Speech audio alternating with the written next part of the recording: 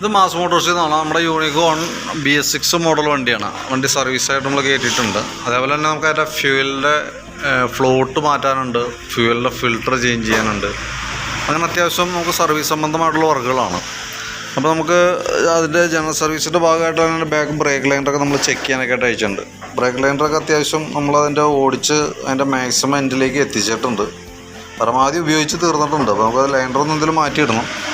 അതേപോലെ തന്നെ ഈ ഹബിൻ്റെ ഇവിടെ നമുക്ക് ഇപ്പോൾ അത്യാവശ്യം ഈ ലൈനർ നമ്മൾ ഒരഞ്ഞ് അതായത് നമുക്ക് അത്യാവശ്യം നല്ല രീതിയിൽ ഓട്ടം ഉണ്ട്. അപ്പോൾ അതുകൊണ്ട് തന്നെ ചെറിയ സ്ക്രാച്ചസിനകത്ത് വന്നിട്ടുണ്ട് കേട്ടോ. ഞാനപ്പോൾ അത് ഒരു വാട്ടർ പേപ്പറൊക്കെ ഇട്ട് ക്ലീൻ ചെയ്ത് അത്യാവശ്യം ഒരുവിധം ഗ്രിപ്പാക്കിയിട്ട് നമുക്ക് റീസെറ്റ് ആക്കാം.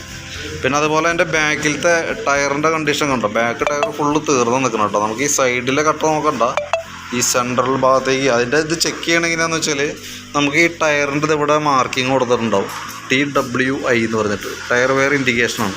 അതിൻ്റെ നേരെ നോക്കുമ്പോൾ അവിടെ ലൈനിലൊരു ഫിൻസ് ഉണ്ടാവും, അത് എത്തുമ്പോൾ മാറ്റണമെന്നുള്ളതാണ്. പക്ഷേ ഇതൊക്കെ കടന്ന് നല്ല രീതിയിൽ ഓടിയിട്ടുണ്ട് കേട്ടോ. കാരണം വെച്ചാൽ ഈ കട്ടയുടെ ഇടയിലൊക്കെ വരുന്നത് ഇതിവിടെ ഉണ്ട് കറക്റ്റ്, ഇതിനോട് ചേർന്ന് വരുമ്പോൾ മാറ്റണമെന്നുള്ളതാണ്. ഓൾറെഡി ടയർ തീർന്ന് നിൽക്കണേ. ഈ സൈഡ് ഗ്രൂ നോക്കണ്ട, അത്യാവശ്യം നമുക്ക് ഓട്ടം ഉള്ളതാണ്. പറ്റുമെന്നുണ്ടെങ്കിൽ അത് മാറ്റിക്കുന്നതായിരിക്കും ബെറ്റർ കേട്ടോ. പിന്നെ അതുപോലെ തന്നെ നമുക്ക് അതിൻ്റെ ചെയിനൊക്കെ ലൂസ് ഉണ്ട്, അതൊക്കെ ഒന്ന് നമ്മൾ ടൈറ്റ് ചെയ്ത് വിടുന്നുണ്ട്. അതേപോലെ തന്നെ എയർ ഫിൽറ്ററിൻ്റെ ഭാഗം നമ്മൾ അഴിച്ചൊക്കെയുണ്ട്. എയർ ഫിൽറ്ററൊക്കെ ശരിക്കും പറഞ്ഞാൽ 10,000 കിലോമീറ്ററാണ് നമുക്ക് ഉപയോഗിക്കാൻ പാടുള്ളൂ. അപ്പോൾ ശരിക്കും അത്യാവശ്യം പൊടിയും കാര്യങ്ങളൊക്കെ ആയിട്ടുണ്ട്. എയർ ഫിൽറ്ററൊക്കെ നമുക്ക് കൂട്ടത്തിൽ കൂടെ അത് മാറ്റിയിടാം. എയർ ഫിൽറ്റർ മാറ്റുമ്പോൾ എയർ ഫിൽറ്ററും പ്ലഗും കൂടിയാണ് മാറുന്നത് കേട്ടോ. അതേപോലെ തന്നെ നമുക്ക് ഫ്യൂൽ പമ്പിൻ്റെ ഫിൽറ്റർ നമ്മൾ അഴിച്ച് ചെക്ക് ചെയ്തിട്ടുണ്ട്. അത്യാവശ്യം അഴുക്ക് കാര്യങ്ങളൊക്കെ ഉണ്ട് അതിനകത്ത്. അപ്പോൾ അത് നമുക്കൊന്ന് മാറ്റിയിട്ടേക്കാം. കാരണം വെച്ചാൽ ഇത് നമുക്ക് ക്ലീൻ ചെയ്തിടുന്നതല്ല ശരിക്കും. കാരണം ഞാൻ പേപ്പർ ടൈപ്പ് ഫിൽറ്ററാണ് അതിൻ്റെ ഉള്ളിൽ വരാം. അപ്പോൾ അതൊന്ന് ചേഞ്ച് ചെയ്ത് തരാം.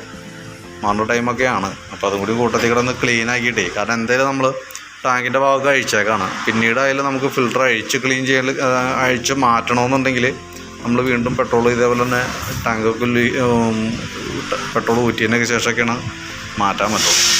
അപ്പോൾ എന്തായാലും അഴിച്ചേക്കാണ്, ആ കൂട്ടത്തിൽ കൂടെ മാറ്റിയിട്ടേക്കാം. എന്തായാലും നമുക്ക് അതിൻ്റെ പീരീഡൊക്കെ ആയിട്ടുണ്ട്. പിന്നെ അതേപോലെ തന്നെ എഞ്ചിൻ ഓയിൽ മാറുന്നുണ്ട്. പിന്നെ ഉള്ളതെന്ന് പറഞ്ഞാൽ നമുക്ക് അതിൻ്റെ ഫ്രണ്ട് ഭാഗത്തേക്ക് വരുമ്പോഴത്തേക്ക് നമുക്ക് ഡിസ്ക് ബ്രേക്കിൻ്റെ ഭാഗം പ്രോപ്പറായിട്ട് വർക്കിംഗ് കറക്റ്റ് അല്ല. പറയാൻ കാരണം എന്ന് വെച്ചാൽ ശരിക്കും ഈ കാലിപ്പർ അസംബ്ലിയുടെ ഉള്ളിൽ ഈ പിസ്റ്റൺ ഉണ്ടല്ലോ, അത് ഈ ഒരെണ്ണം നല്ല രീതിയിൽ ടൈറ്റായിട്ട് നിൽക്കുക. അതുകൊണ്ട് തന്നെ നമുക്ക് ബ്രേക്ക് ലിവർമോ പിടിക്കുമ്പോൾ ഒരു ചെറിയ കല്ലപ്പ് പോലെ നമുക്ക് ഫീൽ ചെയ്യും.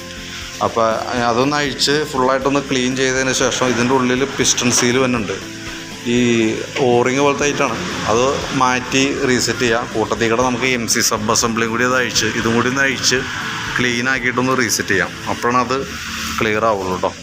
പിന്നെ ഫ്രണ്ട് ഫോർക്കിൻ്റെ ഭാഗം എന്ന് പറഞ്ഞു കഴിഞ്ഞാൽ ഇപ്പം നിലവിൽ ഓയിൽ ലീക്ക് കാണുന്നില്ല. പക്ഷേ അഴിച്ച് കഴിഞ്ഞാൽ നമുക്ക് ഈ 2 പൈപ്പ് മാറ്റേണ്ടി വരും. പറയാൻ കാരണം എന്ന് വെച്ചാൽ അതിൻ്റെ ഈ ഭാഗത്തേക്കൊക്കെ ശ്രദ്ധിച്ച് കഴിഞ്ഞാൽ മനസ്സിലാവും, ഇവിടെ അതിൻ്റെ പ്ലേറ്റിങ് പോയി നിൽക്കാം. അപ്പോൾ പ്ലേറ്റിങ് ഓൾറെഡി ഇത്രയും പോയേക്കണ സ്ഥിതിക്ക് ഇപ്പോൾ ഓൾറെഡി എന്തൊക്കെയോ ഭാഗ്യം കൊണ്ടാണ് ഇവിടുന്ന് ഓടിക്കൊണ്ടിരിക്കണത് ലീക്കില്ലാതെ.